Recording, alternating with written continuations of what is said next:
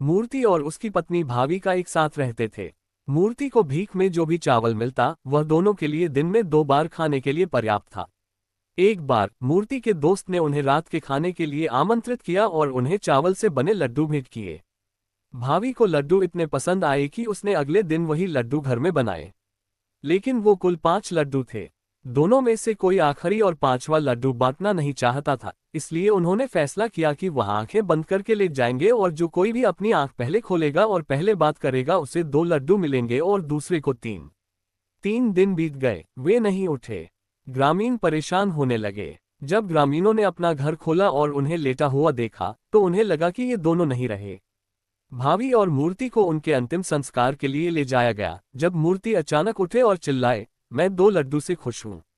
बाद में उन्होंने पूरी कहानी ग्रामीणों को बताई। तभी से मूर्ति को गांव में लड्डू भिखारी नाम दिया गया।